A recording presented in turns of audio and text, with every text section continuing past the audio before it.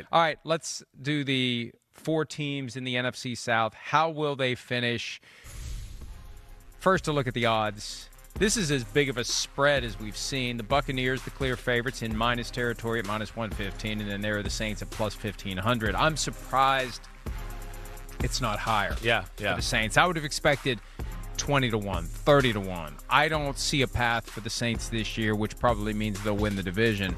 Who do you put in for? Is it the Saints? Is that the easiest one? That's easy. I think this is probably the easiest division to do of all divisions we've done this exercise for, right? But, yeah, the Saints for sure are going to be number 4. Hey, and, we talked about this last week when Archie Manning said Arch is going to stick around. We haven't mentioned in the show. Arch said basically that's news to me. Yeah, right. I know. That's a strong statement. It is. When you're pushing back against the idea that you are staying, it'd be different if Archie said, I think he's only going to be there 1 year. And Arch says, I'm not so sure about that. Yeah, that's good. When Archie plants the flag for the full 2 years and Arch is like, let's see.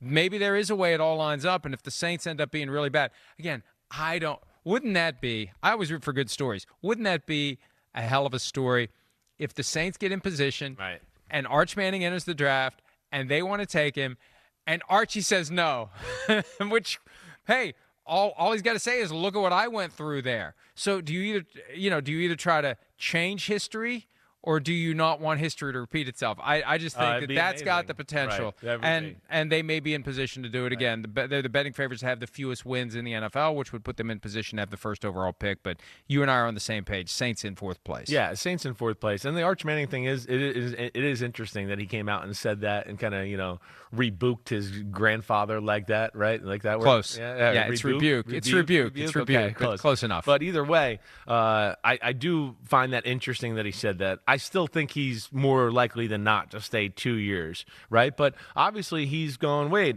I got other plans. If I tear it up this year, maybe in his mind he does have a wanting to go to the NFL. But my real thought is he says that and you say that because it's the proper business thing to say. A little bit. I'm sorry, that's where my brain goes. Yeah. Oh, yeah, you guys want me to stay in school? What are you going to pay me with the NIL? Huh? You want me to stay here? You'll give me $12 million a year. Oh, yes, I will stay then. Okay, right. I mean, yeah, it makes sense to keep everybody on edge about that. Really, when you talk about the business aspect of it, and the Mannings, despite being the best football family in the history of the freaking sport, are very good at business and lining things up and getting things the way they'd like to get them as well. And that's what kind of came to my mind. Which makes it surprising that Archie ever said it in the first place. Or was it all a setup, right? Because this is where Archie used to go around before Eli got drafted and used to tell everybody in the NFL, don't say anything, but Eli's better than Peyton. That was all he did lead up to the draft. Wow. We've heard that from multiple people. It was kind of his way to say that, to bring up the Eli, right, aura and everything that way. So they're good at that, for sure. And I certainly got to give them credit for it. It's working. All right, so the easy one is 4. The harder one is 3. And I think it comes down, for me, to the Falcons and the Panthers. Yeah, I assume that's the same for you. Who do you put there? I'm putting Carolina there.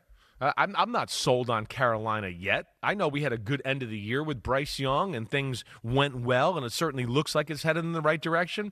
And he looked, pretty good, especially in preseason game number 1. But there's too many other things that I'm just not sure about. Again, the receiver position, everything we've seen from T-Mac is great. But is Xavier Legette, is he going to jump onto the scene here and make a difference? Is Bryce Young going to play the way he did at the end of the football season? I'm not sold on that. They got a lot of young, new moving parts on the defensive side of the ball where I look at Carolina and I go, yeah, I think they'll be better.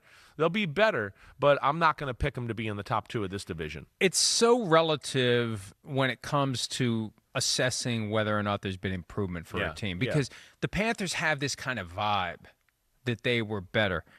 I'm looking at the back end of the schedule. They were 2-6. I know. It just was a little bit better. They didn't get blown out. They didn't get embarrassed. That's right? all it's around. Yeah, they lost 30-27. Yes. 26-23 in overtime. 22-16. So you got a lot of one-score games. Now they got blown off the field by the Buccaneers. Philadelphia. So that was the game I felt like everybody started to go, oh, Carolina. That's the one, 22, to 16, December 8. So, yeah, they weren't getting embarrassed, but they're still losing. Yeah. So I think they have a long way to go to get to where they're trying to be. It's year 2 for Dave Canales. For some reason, I thought he was in year 3 when I was putting a hot seat together during our hiatus. But either way, with David Tepper, you never know what he's going to do. He could get fed up with everybody during this season if they don't get better. Like if I'm the Panthers, if I'm the coach, if I'm the GM, if I'm anybody associated with the team, I don't want this expectation that we're going to be better this year, because what they were last year was a team that was good enough to not get blown out, but they still lost a lot more games than they won. Yeah, definitely. And hey, Bryce Young got the job back because Andy Dalton got hurt, and he took advantage of that when he got back. That's for sure. So we'll see where it all goes here. But, yeah, I think there's just too many question marks. And I just look at them as a total roster there, and I don't know if I look at anything that really just pops out to me to go, ooh, that's a dominant unit there.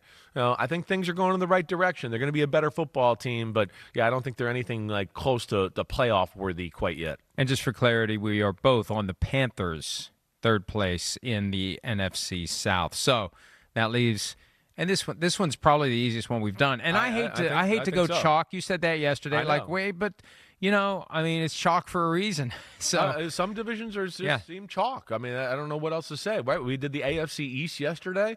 I don't know. It is chalk. You maybe think about. I picked some other upsets and other ones, but yeah, it's hard not to pick the Bills to win the AFCs. It's hard not to pick Tampa Bay. Again, I see a chance here for Atlanta to win the division. I definitely do. But at the same time, I'm not going to sit here quite yet and tell you that I think they're as talented as the Tampa Bay Buccaneers, a team who's won the division a number of years in a row and keeps going to the playoffs even without Brady and Baker Mayfield. It feels like there's a toughness, a culture. We know how to win big, must-win games in Tampa Bay as compared to the other teams in the division. Tampa Bay, the only thing I think you worry about is their wide receiver status, right? I think that's the only thing you look at. Chris Godwin, and how is he? Mike Evans, I know has had a good camp, but he's up there in age. Jalen McMillan, right? He's banged up as well. So you worry about that. Tristan Wirtz banged up. But other than that, you go, wait, if their O-line's healthy, it's one of the better ones in football. We know their running backs are damn good. The quarterback's good. The tight end, Cade Otton's really good. And the defense has got some freaks on it, period. Big people on the front seven. Linebackers are good. Pass rushers. The secondary, you can question maybe the corners a little bit. But I'm going Tampa Bay to win the NFC South. Yeah, I think the question is, will they be good enough to compete for a high seed? For a high seed, and hey, they lost in the wild card round last year at home to Washington, which they shouldn't be embarrassed by, because Washington then went to Detroit and opened a can on the Lions. Yeah. But are the Buccaneers in position? That's really the question. Are they in position to single elimination, go toe-to-toe with the Eagles, with the Lions, with the Rams, with the Commanders? That's going to be the test. They got the big people to hang in there in those type of games to where they're not going to be overmatched up front. So that's the positive they have there.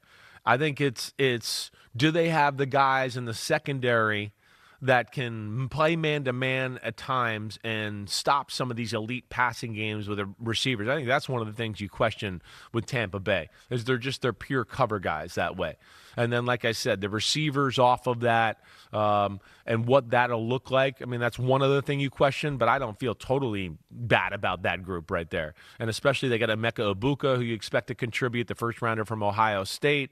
We'll see if anybody else jumps out into their offense here. But this is a very good football team with a lot of big physical guys. Important update. Kristen has already clipped the smelling salts video, and I put it on Twitter, and one response goes like this: by all due accounts, that was pretty good. So thank you. Good. You're watching. You're weaving. Yes. They're doing the weave. They're Yes, pulling they concepts together. Yeah. All right, that's our look at the NFC South order of finish. The odds came courtesy of DraftKings Sportsbook, which is an official sports betting partner of the National Football League. And new customers can wager $5 and receive $200 in bonus bets instantly, plus $200 off NFL Sunday Ticket from YouTube TV. Just download the Sportsbook app and use promo code PFTLive when you sign up.